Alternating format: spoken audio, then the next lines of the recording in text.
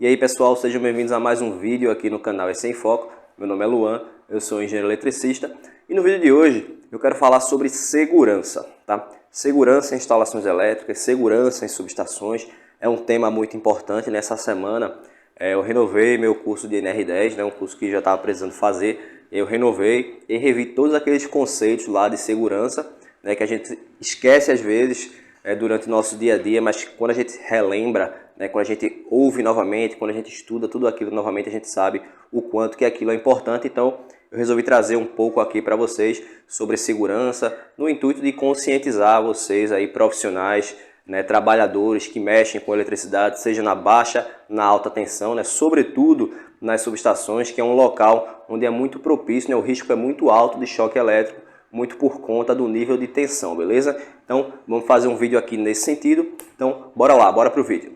Então quando a gente fala de segurança em instalações elétricas, naturalmente a gente precisa falar da NR10. A NR10 é a norma regulamentadora que trata sobre segurança com instalações elétricas, para serviços com eletricidade. E aí ela vai tanto para o projeto, quanto para a construção, quanto para a montagem e a manutenção.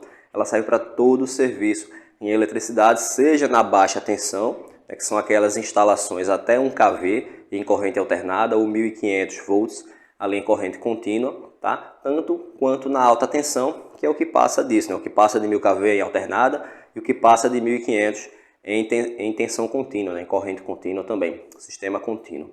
Então a NR10 ela abrange toda essa gama de nível de tensão. Ela só não se aplica a extra baixa tensão, que é aquele nível de tensão que a gente chama de tensão de segurança, que está ali até 50 volts em corrente alternada e até 120 volts em corrente contínua. Tá? Então, para a NR10, ela só enxerga ali o que é extra baixa tensão, que a gente acabou de falar, baixa tensão, do sistema alternado até 1000 volts, e alta tensão. Então, ela não traz aquela classificação de média tensão que a ABNT considera, instalações até 36,2 kV.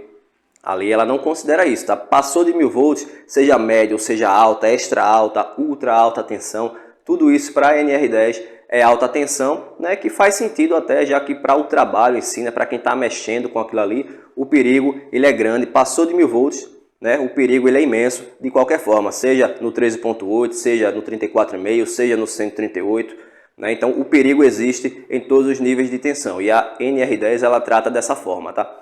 Até 1000 volts ali é baixa tensão, passou disso é alta tensão. Então, para deixar o trabalho mais seguro, a NR10 ela traz o conceito de autorização de trabalho, do funcionário autorizado.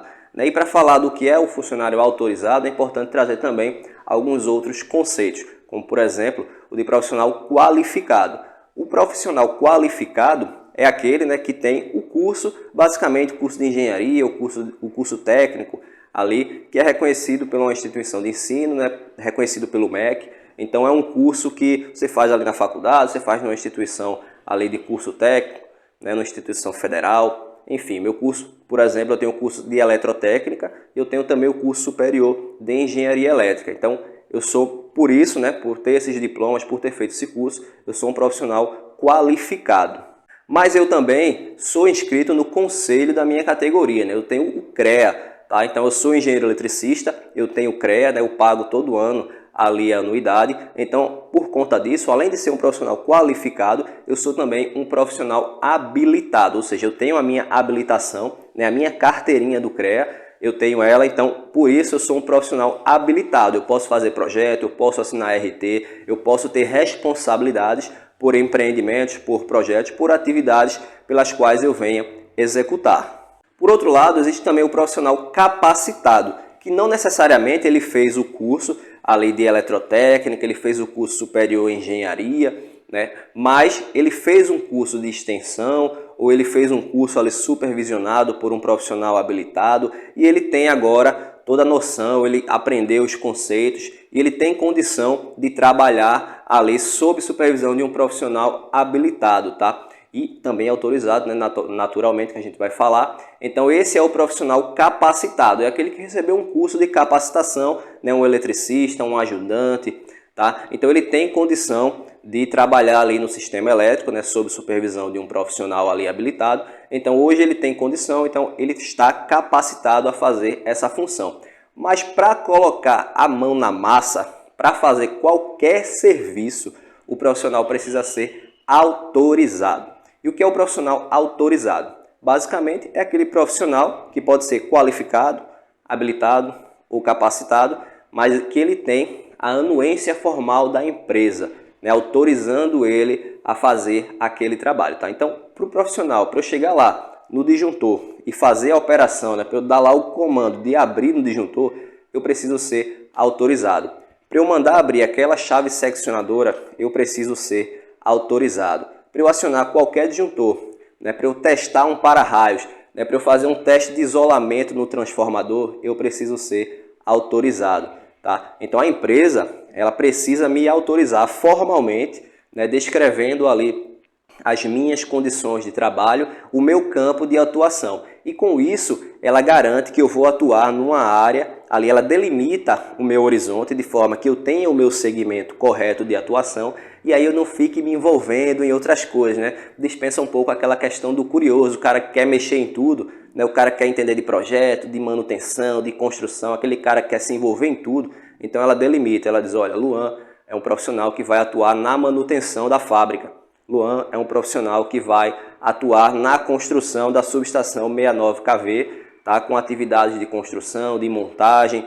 Então ela delimita através dessa autorização. Então essa é uma questão até de segurança mesmo, para que um cara que é de projeto chegue lá no disjuntor e queira fazer manutenção, botar a mão na massa, tá? Então eu como profissional habilitado, porque eu tenho curso de engenharia, porque eu tenho CREA, eu por si só, por esse motivo, eu não posso colocar a mão na massa. Tá? Eu só vou poder fazer alguma coisa quando eu for autorizado pela empresa, ou seja, quando eu tiver anuência formal. Então, nesse intuito de autorizar formalmente e delimitar ali o campo de atuação do profissional, até por questões de segurança, existe a questão da autorização. Tá? Porque o trabalhador, quando ele se envolve ali qualquer serviço com eletricidade, o risco maior que existe é o de choque elétrico. Tanto que se você for levantar estatísticas, você vai ver que a maior quantidade de mortes, né, por acidentes elétricos, né, que envolvam energia elétrica, seja pelo arco, seja por corrente, por qualquer outro problema, é por choque elétrico. Tá? O choque elétrico ele pode ser tanto por contato direto quanto por contato indireto. Então o choque elétrico por contato direto é aquele que o cara vai lá e coloca a mão numa parte energizada. Naturalmente a corrente vai passar pelo corpo da pessoa e aí ele vai sofrer o choque elétrico, né? Ele vai ter ali uma série de reações que pode até levar ele a óbito, dependendo ali de uma série de fatores, né? Da intensidade da corrente, do tempo que a corrente passa pelo corpo dele, o percurso da corrente, enfim, uma série de fatores. Então, pensando nessa questão de contato direto, né, em termos de segurança, o que é importante fazer? Se o choque acontece por contato direto, o que é que a gente faz? A gente evita que aquele contato possa ser feito. E como é que a gente faz isso? Quando a gente está na baixa tensão, é muito comum a gente evitar o contato com a parte viva através do isolamento. Então é por isso que na nossa casa, né, a instalação ela é toda feita em condutores isolados. Por quê? Porque se eu pegar no condutor, eu não vou levar choque. Né? O cabo lá que sai do secundário do TSA, que alimenta lá o sistema auxiliar da subestação em baixa tensão, ele é um cabo isolado. Porque ele passa dentro da canaleta, porque ele tem que ser passado, ele tem que ser manuseado, ele é um cabo em baixa tensão, então ele é um cabo isolado. Já o barramento de alta tensão, ali de 69 e 230, ele não é isolado, né? A isolação é muito grande, normalmente é muito custosa, mas aí o que é que a gente faz lá no projeto? Normalmente a gente vai pegar aquele barramento, ao invés de colocar ele ali a 2 metros, a 3 metros de altura, que o cara pode chegar ali e tocar, a gente joga ele lá para cima. Né? Então a gente atua na questão da segurança pelo distanciamento. Né? Então eu elevo o nível do meu barramento, né? Eu jogo ele lá para 10 metros de altura, por exemplo, de forma que o profissional que vai chegar lá na subestação, se ele levantar a mão, ele não alcança. Se ele tiver com a ferramenta e levantar, ele também não vai alcançar. E com isso, com esse distanciamento, eu acabo melhorando a questão da segurança. Tá? Então no seu projeto, quando você for prever isso, você tem que saber aí essas alturas adequadas, as distâncias adequadas, para que o profissional, né, o mantenedor, o operador, a pessoa que estiver trabalhando ali, para que ela não corra esse risco de aproximar do equipamento, né? Por que é que o suporte do equipamento ele é alto? Né? Ele tem pelo menos 2,5 metros, para que o cara, quando chega lá na subestação, que ele levantar o braço, ele não encoste no equipamento, né? Ele não adentre aquela área de risco. Então tudo isso é uma questão que a gente observa no projeto, tá? Nada é por acaso. A gente coloca isso no projeto por questão de segurança, não é somente questão de isolamento elétrico, tem também a parcela da segurança, isso é muito importante. Já no choque por contato indireto, né, o que é o contato indireto? Né? Aquele onde você toca numa superfície, leva choque, mas aquela superfície ela não era para estar conduzindo, né? Não é função dela conduzir. Por exemplo, né, na subestação ali cerca elétrica, né? É muito comum a gente falar disso. Lá na cerca elétrica, você tem lá na subestação um potencial muito elevado. Você chega numa subestação de 500 kV, o campo eletromagnético ele é muito elevado. E isso causa indução, toda a parte metálica, em cerca metálica, você tem uma indução. Né? Isso acaba gerando energia, gerando um potencial ali na cerca, naquela parte metálica, naquele suporte metálico. E por conta disso, a gente precisa fazer o aterramento. Tá? Então, lá na cerca metálica, eu preciso aterrar para que aquele potencial induzido ele seja levado para a terra, né? Para que aquela cerca ela fique com o potencial zero.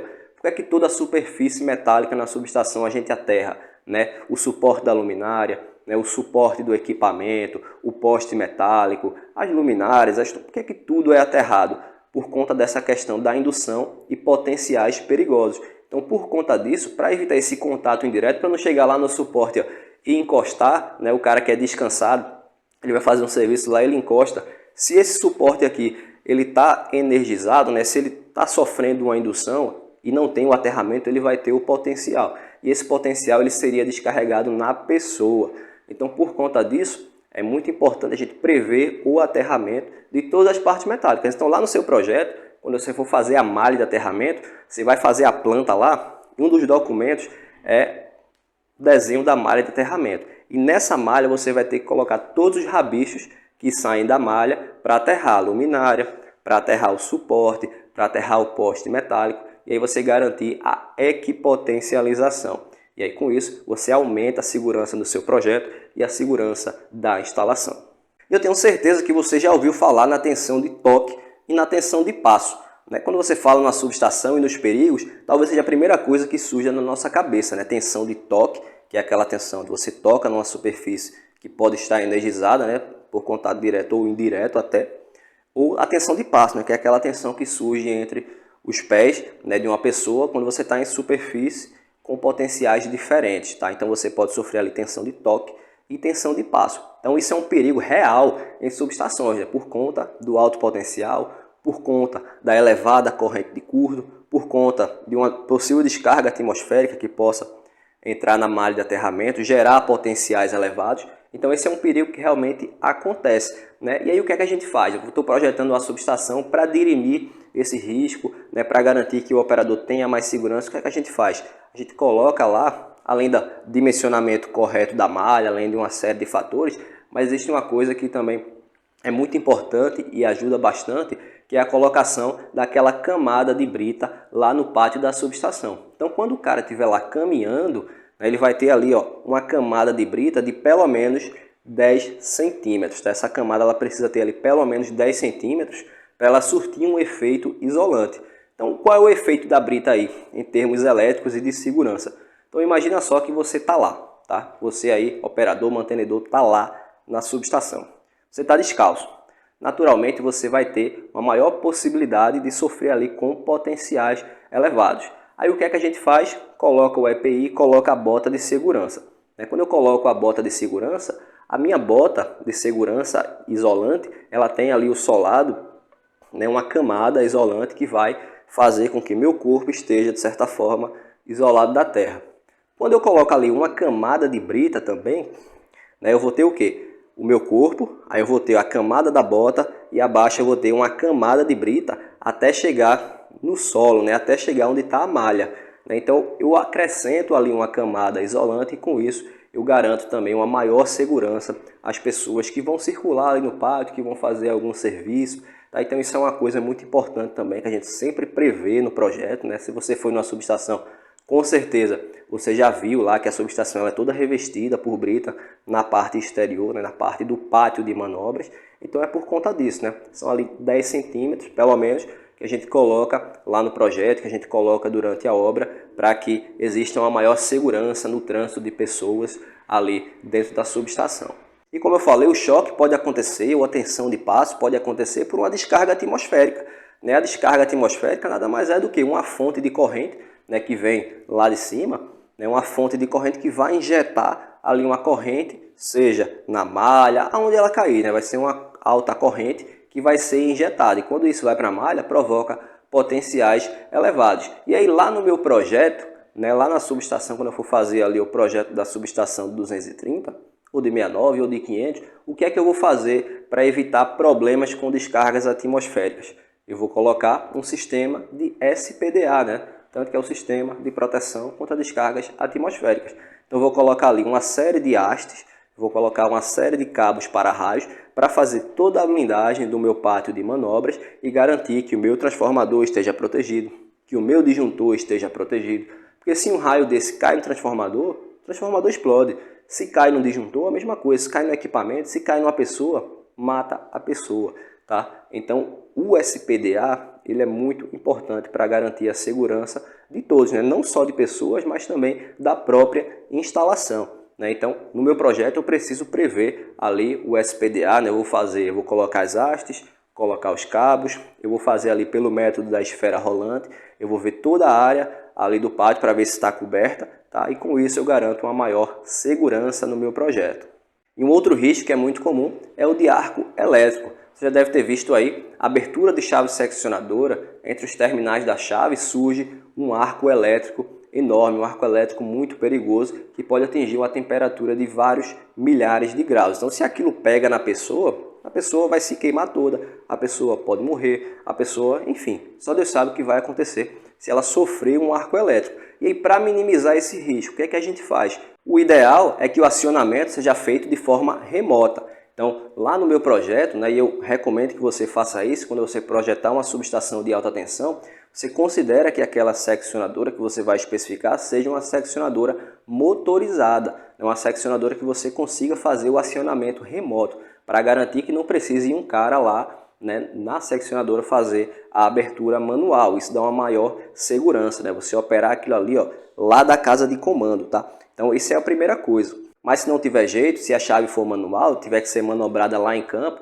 então ó, colocar todo o EPI, né, capacete, o óculos, protetor facial, colocar a roupa anti-chama, a bota de segurança, a luva, todos os EPIs necessários para fazer a manobra, seguir o procedimento correto, né? Você tem que seguir o procedimento, não é de qualquer jeito que você abre uma chave seccionadora, né? Você posiciona corretamente, segura corretamente, puxa, enfim, segue o procedimento correto para abrir com segurança, né? Sem demorar, né? A manobra de chave é uma coisa que não pode emperrar ali no meio, não pode ser feito muito devagar por conta do arco elétrico.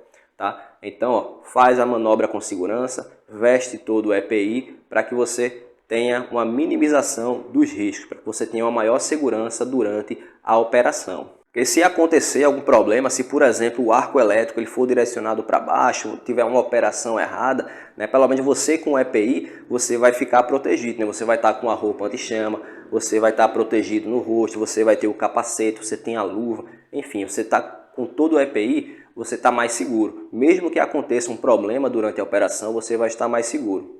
E aí, ó, na manobra de chave, na manobra de um disjuntor, qualquer evento, né, qualquer atividade que você for fazer, lembrar sempre aqui, ó, 5 regras de ouro. Né? Então você vai fazer qualquer atividade, lembrar, primeiro, desligar, né? O ideal é sempre trabalhar com instalação totalmente desenergizada. Então, primeira coisa, desliga, bloqueia. Né? Depois do bloqueio você faz ali o teste de tensão para ver se realmente desligou, né? Para ver se o disjuntor atuou certinho, tá? Desligamento sempre através do disjuntor, né? Primeiramente, nunca da seccionadora. Então o disjuntor é que tem a câmara de extensão de arco, então desliga através do disjuntor. Então ó, desliga, bloqueia, teste de tensão, aterramento e sinalização. E se ainda assim tiver uma parte viva próxima, proteção daquelas partes vivas para que você evite, né, entrar em contato, para que você não entre na zona de risco e não tenha problema com alguma parte energizada em proximidade. Então sempre seguir as 5 regras de ouro é muito importante para a sua segurança. E quando você estiver fazendo atividade, evitar sempre a presença de curiosos. E aí curioso que eu estou falando aqui não é o vizinho, curioso não é o cara que pulou o muro para acompanhar ali o serviço. Curioso na atividade é qualquer pessoa que não esteja envolvida diretamente nela. Então se você vai fazer lá a abertura da seccionadora lá em campo, né, você, o seu colega, a sua equipe está lá em campo, quem não é da sua equipe, quem não estiver participando daquela atividade é um curioso. Então se tem um cara da outra empresa para fazer um outro serviço, né, um serviço de limpeza na área do banco de capacitor, né, um serviço num painel da casa de comando e está lá, ó, no campo, olhando você assistir, dentro da área que você reservou para o seu trabalho, esse cara é um curioso. Então esse cara você vai, pede para ele se retirar, cara, não fica aqui, você não está participando, tá? Para que tenha mais segurança, não só para você, quanto para a própria pessoa. Porque se ele está ali, às vezes ele nem sabe exatamente o risco que ele está correndo. Então evita que essas pessoas participem, tá? Então pessoal, qualquer trabalho com eletricidade, respeite a norma, trabalhe com segurança, faça sempre as 5 regras de ouro, né, em qualquer intervenção, sempre lembre disso.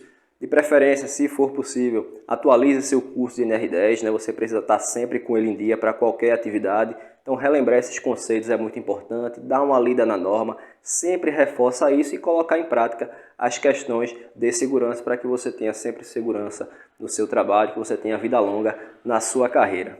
Bom, espero que vocês tenham gostado do vídeo. Caso vocês tenham ficado com alguma dúvida, só deixar aqui embaixo nos comentários. Se não é inscrito no canal, se inscreve no canal. Também segue a gente no Instagram, ó, tá passando aqui embaixo. Também não deixa de curtir esse vídeo, que isso nos ajuda bastante a fazer mais vídeos de segurança, mais vídeos de projeto, de proteção e subestações de alta tensão. Eu vou ficando por aqui, um grande abraço a todos e eu vejo você no próximo vídeo.